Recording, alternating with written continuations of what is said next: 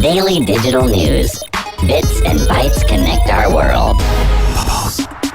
I know it's only been a few weeks since we've talked about, or a few months since we've talked about the new iPhone 13, but you know what? Apple's always one step ahead, and rumors are actually always 3 steps ahead. And we're talking all about the iPhone flip rumors. A lot of people have been speculating that the upcoming iPhone that Apple is going to be launching, or 2 versions from now, is going to be the foldable iPhone. Lots of people had big hopes that it's going to be coming in 2022. However, from what we've seen, speculations are it's going to be coming in 2023. Yes, and ladies and gentlemen, we do know that Samsung has, the Galaxy Z Fold 3 and the Galaxy Z Flip 3, and we also do know that Motorola as well has jumped on the reboot of their Razr phone. If you guys do remember those Motorola Razrs, they were, the flagship of cool back in the early 2000s. But now, ladies and gentlemen, Apple has finally decided to take its dip in the world of foldable phones. Now, we are looking at a possible 2023 as the earliest, but it still hasn't stopped, what a lot of people are saying about the possibility of a foldable iPhone. Now, we have been knowing that there has been lots of reports of a foldable iPhone for years, and the earliest does date back all the way to 2017, and it was predicted that a foldable iPhone could be coming in the near future, which was supposed to be 2020, but obviously that did not happen. Now, a lot of analysts and leakers have been kicking the release date down the road ever since, and rumors and wish lists have simmered.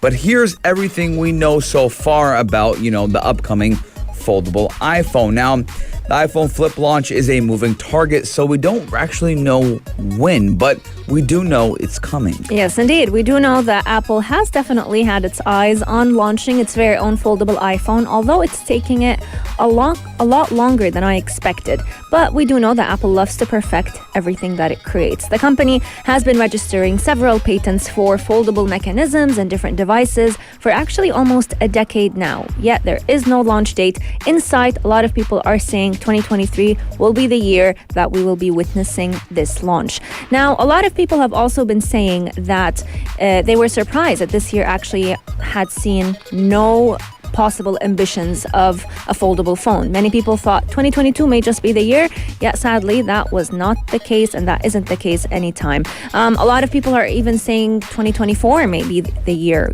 pushing it even further. But let's talk a little bit about what is going to be the look of this foldable iPhone. So, looking at it, they've already had a working prototype of the foldable iPhone display, yet not a working model as of what we know. Lots of people are saying it's going to be very similar to what Samsung has done. I'm not sure if you've come across their Galaxy Z Fold, but I must say it's pretty cool to have in your hands. But I must say it's annoying to see the hinges. It's annoying to see that little divide in the middle of the screen. Yes, now, when we're looking at, Apple or Apple in general, or the iPhone lineup in general, we do know that Apple is, you can say, somewhat late to trends. Yep. When it does come to trends. But when they do jump on a trend, they restart a trend. So we are looking at, Apple perfecting, just like Omnia did mention, the Flip series, the foldable series now, because obviously these waters have been unmastered so far. There hasn't been anyone or any company that has mastered the way of a flip or foldable phone.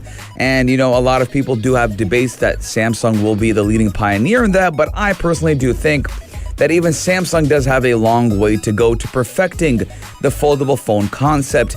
Now, for me, I was with it for a while, and I did want a foldable phone. But if we're looking at something similar to a Galaxy foldable phone, I would not want it. Because number one, I cannot deal with those big hinges. And number two, I don't like the small screen when it's unfolded. So if Apple can do something different than that and give me the same type of feel I have on my iPhone right now, but I can open it to be a lot bigger and have a bigger screen, then you best believe I'll be paying good money for that phone. You know what would be, I think, your cup of tea? I've recently seen a video. It's not yet a working model, but Oppo, the smartphone manufacturer actually created this phone that can expand on your demand. So it would look like just like an iPhone screen, and then you click a button, you keep holding it on the side, and the screen basically grows to be into like a mini tablet. So maybe that might be an interesting look that iPhone should look at. Yes, and again, when we're looking at, foldable phones so far, a lot of even app developers have not catered to the foldable phone era just because right now, we are looking at just Samsung doing it, just these Android devices. But as soon as Apple does jump on that bandwagon and restarts the trend of foldable phones, you best believe that a lot of things will be changing when it does come to app development, photography, videography. Everything will change in the world of mobile phones as soon as Apple does release that foldable phone. Mark my words. But ladies and gentlemen, we want to know your guys' thoughts. 4215, our text lines are open. But when we come back, we are talking about all about the professor in the UAE that has developed a new Mars Atlas with Hope Probe data. Daily digital news. Bits and bytes connect our world. Ladies and gentlemen, it's been a good minute since we talked about space, since we talked about the Hope Probe. Now, the last update we did have on the Hope Probe, that it was, gathering all the information about the beautiful red planet Mars and sending it back to the UAE. But with that data, a professor right here in the UAE has developed a new Mars Atlas with all the data that the Hope Probe has gathered. Now, a professor at the New York University in Abu Dhabi, the capital of the UAE, has used the UAE's Hope Probe data to create a new atlas of Mars. Yes, indeed. And for those of you who don't know what an atlas is, it's like a geographic technique that is basically developed when it comes to planet Mars to help reveal a wealth of information about the surface of the red planet. So what is the climate like? What are the cloud covers over there? How is the atmosphere functioning, and what is it composed of? Now, the research scientist at the NYU Abu Dhabi Center for Space Science, Dr. Dimitra Atri, has actually created the map that aims to show how the red planet changes over time and across the different seasons. And the interesting part about it is that it's actually an interactive online version of the map, will be released very soon. So it's going to be basically accessible by anyone and everyone. And the initial version of the atlas is going to be found in its physical copies in libraries very, very soon. So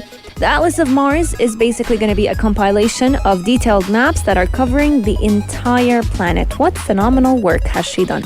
Yes, and when we were talking about the data of, the Emirates Mars mission until the last quarter of 2021, the Hope Probe has approximately provided around 110 gigabytes of data that have been already shared for free with scientific organizations around the globe. Now, we do know that one of, the scopes of the Emirates Mars mission was all the data that the Hope Probe would be gathering would be online for free for anyone to see and study.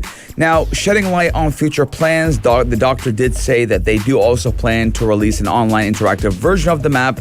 And, once the Hope Probe does complete the one orbit of the planet every 55 hours and captures a full planetary data sample every 9 days. So that is kind of, the movement of the Hope Probe when it is in orbit.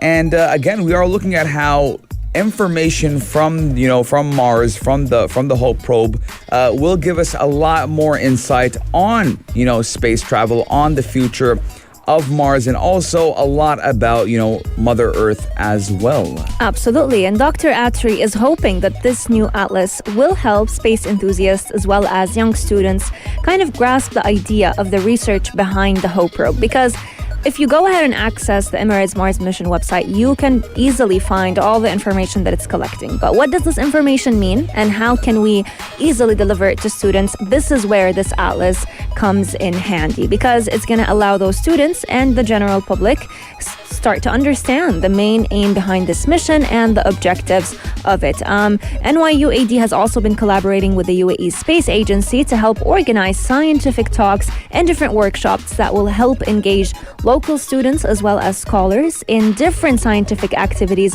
that also relate to the Hope probe, or what is known as the ML probe. Let us know. Would you be excited to get to see this atlas, since as we discussed, the interactive online version will be available very soon? And what are you most interested in understanding? Is it how is the atmosphere of Mars like, or is it how do the different seasons take place? How long is the day? Because fun fact, the day on Mars is actually very, very similar to the day on Earth. I think it's only a matter of several minutes up to an hour difference, that's all. So living on there may just make the transition become a lot easier. Yes, and let us know your guys' thoughts. 4215, ladies and gentlemen. Have you visited the website of the Emirates Mars mission? Have you seen the data that the Hope probe has gathered so far? And if you did, what is something that stands out for you? But ladies and gentlemen, we are taking a short break, and when we come back, we're talking all about robots going to school for an ill German boy. Check this out. Check this out. Pulse 95. You know, back in the day, being ill basically meant not going to school. And a lot of kids in specific, would play sick or act sick. You know, my stomach hurts right before the bus arrives, just so that they can go ahead and skip on a day of classes. But now, that's no longer the reality, because you can have avatar robots attending for you, and you'll still have to do the homework regardless. Yes, now, when we do talk about technology, we're talking about, quality of life and making our lives easier and sometimes giving us a break. But with this avatar robot, we're looking at no breaks for children, even on their sick days. Now, a 7-year-old boy named Joshua Martin Angeli is sick, but he can still connect with his teacher and classmates via avatar robot that does sit in class and blink when this avatar or when, Joshua does have something to say. Now, ladies and gentlemen, we do know that, when I was a child, I used to act sick, and Why am I not surprised? Sometimes I'd wait for the bus to. I know the bus would come at like 6:45. At 6:30, I would act like I'm feeling tired, and until the bus goes away, and then I just wouldn't go to school. Did it work? It worked a couple of times until they caught on. But again, ladies and gentlemen, that was something that not just me, a lot of children have been doing for. Let's even go to the extent of hundreds of years. Since when has the school system been around? Longer than I can. Exactly. Think of. So hundreds of years, kids across the world have been doing this. But with this new technology, we are looking at this no longer being an issue. Yes, indeed. And more specifically, this is definitely a blessing for those students who physically cannot attend classes, whether it's because of the COVID-19 pandemic or because they have any serious or chronic conditions. So in the case of this young 7-year-old student, Joshua cannot attend lessons because of a serious long illness that he has. And this project was basically a private initiative that was funded by a district council in Berlin to help protect the student from catching any virus around him. So this avatar is actually only one of 4 others that were created as a catalyst, and the catalyst of it was COVID-19. But they believe that this will be a future option, a future solution for students who need to attend class but just physically cannot, since it can help them still get their education. They can even participate in class. Joshua is even able to chit-chat with his friends during break time or during that little gap between classes through that avatar robot. Yes, and again, with all jokes aside, yes, we did say that sometimes, kids would act sick, but unfortunately some kids do have, some diseases, but they still, feel upset when they can't be in school. They can't be with their peers. They can't be with their friends, and they feel left out. So, giving this avatar, a seat in the class where the child can sit down and, even if they're in the hospital bed and still feel connected with their classmates might actually help them emotionally and even physically, because we do know with a lot of sicknesses in this world, the number one cure is, being around people that you love, being happy, and being, having a good emotion and a good state of mind. So, hats off to Germany for thinking about something like this. And I do hope that everyone who is sick, inshallah, God will cure you. And inshallah, we will get back to, what is normal life. But ladies and gentlemen, I want to know you guys' thoughts. 4215, what do you think about having this avatar robot But ladies and gentlemen, we are going to go to the sports news. But when we come back, we are talking about Instagram testing a new subscription service for creators that will sell only exclusive content. Pulse 95. Apps all around. What's worth a click and download?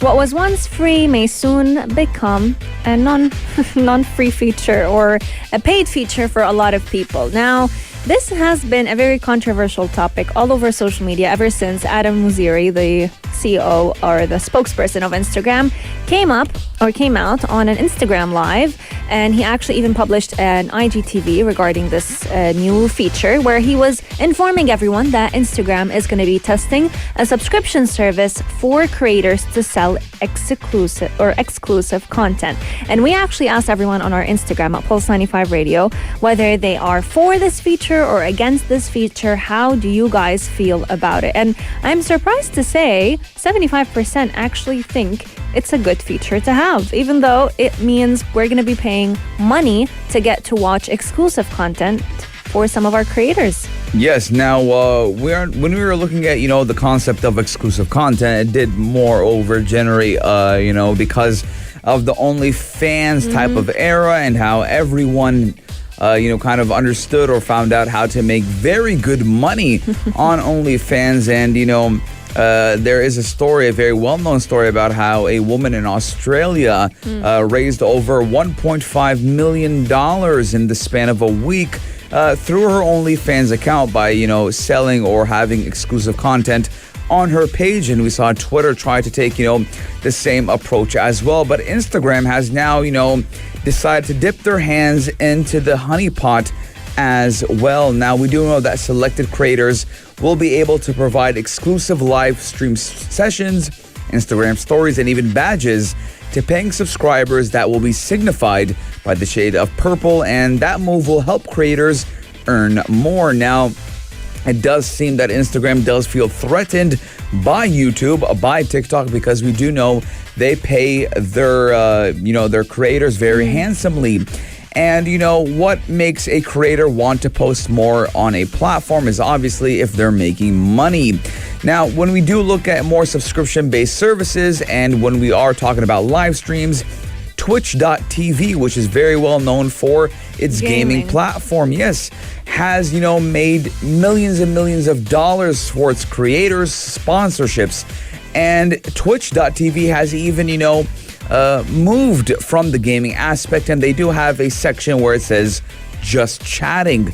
So we are looking at where people are even giving donations to these creators via Twitch.tv and also on TikTok Live. And Instagram does know that they have a huge platform, but the question is, will people be donating to their to their people that they follow? But what kind of content? So, when it's on TikTok, it's kind of a competition. When it's on Twitch, it's because they're gaming. On Instagram, what could you possibly be doing? What is exclusive on Instagram? Exactly. Even though Facebook, does have a donation option as well. Yeah. And there is a section called Facebook Gaming that is very popular in parts of the world. I think it may just end up being I'm not sure. It depends on everyone's content. So let's say people who are interested in fashion, it may be exclusive, capsule wardrobes or lives that they may be able to watch for their favorite creators that other people may not be able to watch. But the question is, or the idea behind it, I feel like, may just end up being segregating those who can watch certain content and who can't. And it may even push some people to unfollow their favorite creators because they'll feel like, if everything is monetized, why am I going to go ahead and follow the specific person? Yeah, for creators themselves, it's going to give them the ability to go ahead and set their own subscription price from a range of $0.99 to $99 per month. And it's going to be interesting to see creators starting to get it, because as far as what we know, tens of thousands of creators have actually already gotten this feature, yet a lot are still waiting for it to be, or to hit them, or for them to receive it. Now,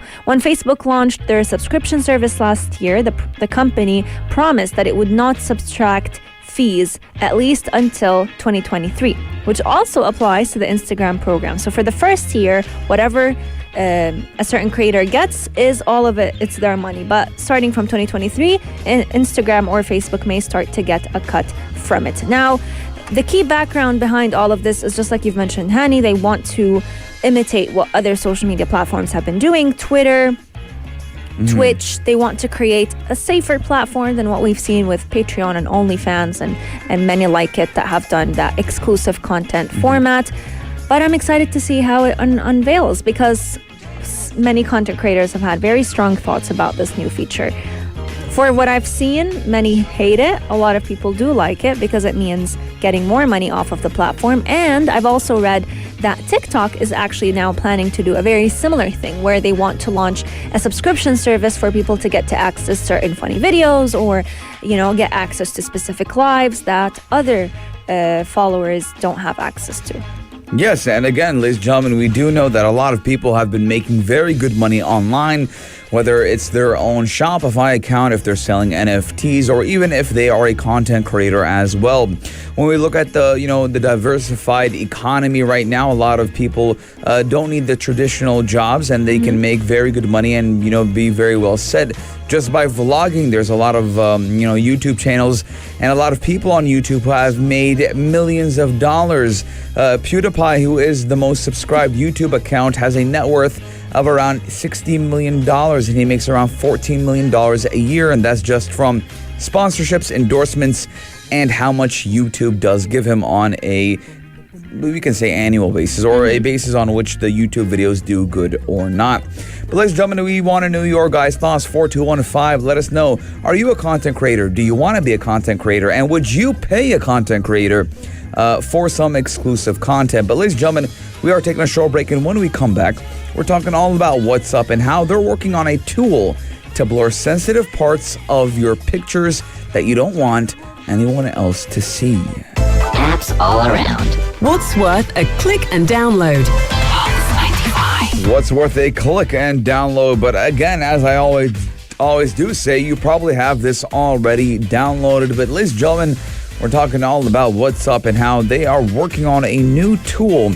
But I don't want to say it's new because they kind of took it from an app that we know of. But it's going to blur the sensitive parts of your pictures or your photos that you don't want anyone else to see. What app are we talking about? Yes, what app are we talking about? What was the app Omnia last year that Elon Musk was pushing for? Oh, Signal. Signal. Now in Signal, it did promote privacy. It did promote a, Yep, a blurring feature. A blurring feature and a much safer alternative to WhatsApp. But obviously we know how that played out. But WhatsApp has, stolen from the playbook of Signal and will now let you blur out sensitive parts or just parts you don't want anyone to see in pictures when you are sending them or transmitting them via WhatsApp. Yes, indeed. Now, this feature is actually just one of many others that WhatsApp is planning to launch, and it's going to help make sharing screenshots and photos a lot easier, because you can go ahead and blur out any parts that you don't want anyone else to see before you actually go ahead and send out that photo. And this function is especially relevant when you're sending out documentation photos or data of any kind that you don't necessarily want sensitive information to be shown to everyone. Until now, in order to send certain photos without revealing sensitive data, the only way you could go ahead and do that, or what many people have been doing, is using the pencil feature. So, or even the coloring one. You just color or scratch on whatever it is that you don't want to show. And this is the only way to cover this information. And even though it is a safe option, usually people can still go ahead and see what is behind or beneath that doodle. On the other hand, there's also a new version of the beta WhatsApp app where you can actually find 2 new drawing pencils that have been added. So now we have 3 different pencils or pens that are found on the WhatsApp image editor, and these new pens actually offer a wider tip, so they will help you draw or scribble thicker lines on any image or video, which in the past, this was not an option to be able to increase or decrease that thickness. So I'm excited to see what they have in store for everyone, because I've also heard that they have a new drafting feature coming in their beta version. Yes, and again, ladies and gentlemen, a lot of people use WhatsApp for very professional, things as well. So having a feature where you can blur out pictures, we're not talking just about pictures right from your phone. Let's say, for example, pictures like a screenshot, for example. You screenshotted a document. You want to hide your name. You want to hide your address. Yep. You don't want certain people to know certain things about you. So that is why WhatsApp has thought of that feature, even though I like to say that they stole it from the playbook of Signal. But again, it does benefit everyone who will be using WhatsApp. And WhatsApp is, now thinking a lot about how to be more private, per se, to its customers or to its users. Finally, I must say. Yes, and I will be using that feature, believe it or not. But ladies and gentlemen, that does conclude Future Talk for today, and we want to know your guys' thoughts. 4215. But we do have the halftime show, the only place to be at 3, with the man himself, Omar Adouri, commencing in T-minus 5 minutes. So, ladies and gentlemen, on that show, you will be knowing everything that you need to know about what's happening in the sports world, in the UAE, and all around the world. Ladies and gentlemen, we'll be seeing you tomorrow. Yes. Same time, same place. Yes, indeed. Only here on Pulse 95. If you liked this episode of Future Talk, drop a like and subscribe. Pulse 95. Be sure to follow us on Instagram for all our daily updates and top stories.